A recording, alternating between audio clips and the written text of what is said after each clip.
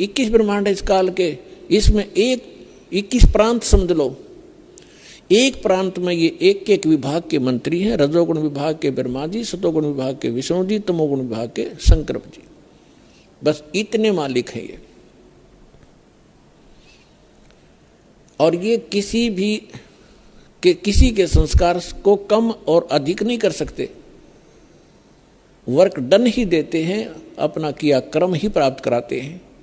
समर्थ परमात्मा, परम अक्षर ब्रह्म, सत्य पुरुष कबीर साहिब जी, ये हमारे प्रारब्ध के अंदर यानी हमारी किस्मत में लिखी हुई हमारे पाप कर्मों का नाश करके और पाप कर्मों हमें सुखी कर देते हैं। हमारी मृत्यु होनी हो उसको टाल देते हैं।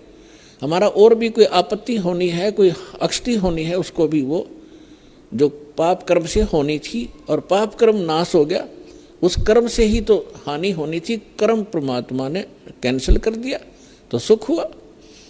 तो ये केवल समर्थ परमात्मा ही कर सकते हैं। अब दास आज ये बता रहा था आपको कि परमात्मा ने हमें आकर के ये बताया है कि इस काल के लोक में और आप सुख खोज रहे हो।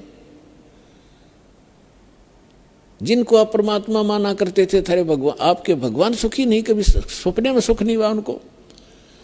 भगवान श्री कृष्ण जी का जन्म हुआ, मामा दुश्मन बन गया, जेल में जन्म हुआ और मामा शत्रु पीछे पड़ा रहा। कभी जरा सिंह मारने आ रहा है, कभी शिशुपाल लठ उठा रहा है, कभी जरा सिंह, कभी काल्यवन आ गया। आखिर में भगवान ने, यानी ये तीन लोग का जो इतना सामर्थ्य है इस मालिक ने, अपने को राहत प्राप्त करने के लिए कि शायद कुछ सुख का सांस मुझे आ जावे, मथुरा छोड़ दी और द्वारका बनाई। बहुत दूर जाके जंगल होते थे पहले, बीच में बिल्कुल कट ऑफ हो जाता था, पता भी नहीं लगता था कहाँ चले गए लोग।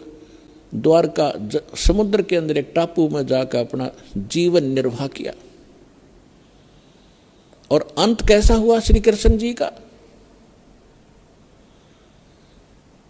अब भगवान सूक्ष्म वेद में बताते हैं, एक समय द्वारका के किनारे, द्वारका की बनी में, एक तो होता जंगल, एक होती है बनी यानी स्मॉल फॉरेस्ट, छोटा जंगल जो गांव के नगर के आसपास होता है, उसको बनी बोलते हैं। तो वहां बनी में जाकर दुर्वासा ऋषि बैठ गए और दुर्वासा ऋषि के विषय में बहुत प्रसिद्धि थी, उसका बड़ा बोलबाला था, वेल नोन हो रहे थे कि भूत भविष्य और वर्तमान के वे पूर्ण ज्ञाता है। और उस समय यादव 56 करोड़ हो गए थे संख्या में, 56 करोड़ द्वारका के अंदर रहने वाले। और भगवान श्री कृष्ण जी ने कुछ एक ऐसे शरारती तत्वों को मार डाला था जिस कारण से वो हीरो पाक गए थे। प्रत्येक के हृदय में ये हो गया था कि इनसे ताकतवर पृथ्वी पर कोई नहीं, जिस कारण से यादव अभिमानी हो गए थे। वो साधु संतों की जो सत्कार करना भी छोड़ गए थे, उनके साथ बदतमीजियां करना शुरू कर दिया था। इसी बहम में उनका वो टाइम आ गया नाश होने का। अहंकार पुण्यात्माओं कोय कर लियो, अंत में उसको बहुत भारी चोट लगेगी। जीव ही रहना चाहिए, जीव को अपनी औकात का पता लगा रहना चाहिए ताकि वो आधीन बनकर रहे। आधीनी के पास है पूर्ण ब्रह्म दयाल, मान बड़ाई मारियो बेअदबी सिरकाल। विभीषण का भाग बडेरा, दासा तन आया तिस डेरा, दासा तन आया विश्वे बीसा, अर्ता को लंक देई बख्शीसा। ये उदाहरण देकर समझा रहे हैं परमात्मा के अधीन व्यक्ति के साथ भगवान होता है और यहाँ के जो झूठे मूठे सुख हैं वो भी उस अधीन और भक्त को ही प्राप्त हुआ करते हैं।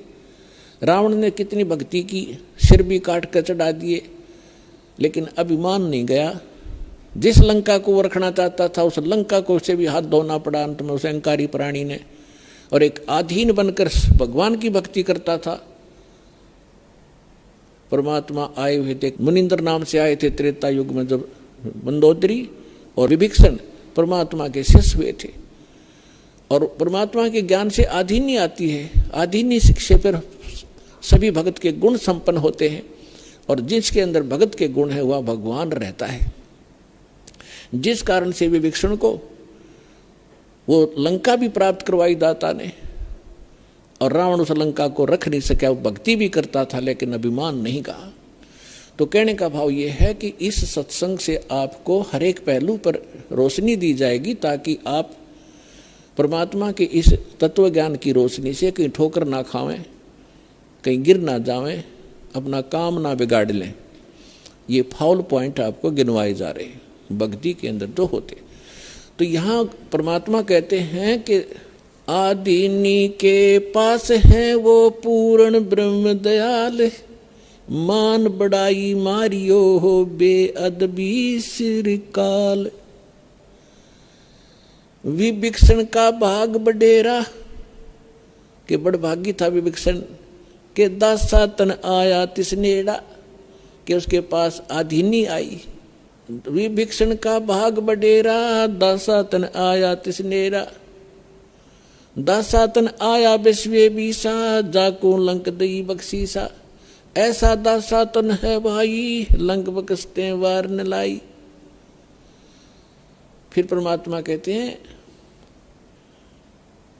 कि उस नम्र आत्मा विभीषण भगवान की सद्भक्ति करता था, तो यह झूठा सुख भी अगर तुम्हें चाहिए तो भी इस तरीके से मिलेगा। अधीन रहो, जब तक रहो आपको सुख का सांस रहेगा और फिर मोक्ष प्राप्त हो जाएगी। अब हम आते हैं उसी प्रसंग पे कि यादव सभी भगवान श्री कृष्ण जी की आड़ में अहंकारी हो गए, साधु संतों का सत्कार त्याग दिया, उनके साथ मजाक करने लगे। तुम क्या हो, तुम भटकते फिरते हो जंगल में, हैं, अपना कोई धंधा करके क्यों नहीं खाते हो, इस तरह की भाषा बोलने लगे। उस समय दुर्वासा जी उस बनी में जाकर बैठ गए, द्वारका के बाहर थोड़ी सी दूरी पे। और द्वारका के अंदर इस बात की एक ऐसी रूमर चली, चर्चा का विषय बना कि एक महापुरुष आए हैं दुर्वासा जी, बड़े पहुंचे हुए संत हैं और भूत भविष्य और वर्तमान की सब जानते हैं। श्री कृष्ण जी के पुत्र प्रद्युम्न और उसके साथियों ने मिलकर एक कुबद सूझी, उन्होंने एक फैसला लिया कि भाई ऐसे सुन रहे हैं कि ये दुर्वासा जी बड़े पहुंचे हुए महापुरुष हैं और भूत भविष्य की सारी जानते हैं, इसकी परीक्षा लेते हैं। उन्होंने क्या किया कि प्रद्युम्न को, श्री कृष्ण जी के पुत्र को, एक स्त्री का स्वांग करवा दिया, स्त्री के कपड़े बना दिए और एक गर्भवती स्त्री का स्वांग बना दिया। पेट के ऊपर एक कढ़ाया, जैसे छोंक छांक लाने की छोटी सी कढ़ाई हो घर में रसोई में, एक छोटी सी कढ़ाई पेट का बांध दी और ऊपर के उसका लोगड़ बांध दिया रुई सी, फिर कपड़ा बांध दिया और ऊपर के और ताले कपड़े पड़ा दिए और मुंह ढक लिया, घूंघट काट के चल पड़ी। 10-12 उसके साथ और जो शरारती स्कीम बना कर गए थे वो गए। दुर्वासा जी के पास जाकर उन्होंने कहा कि भगवान प्रणाम हो ऋषि जी को, हम आपके पास एक समस्या लेकर आए हैं। दुर्वासा जी ने पूछा, बोलो भाई क्या है तुम्हारी समस्या?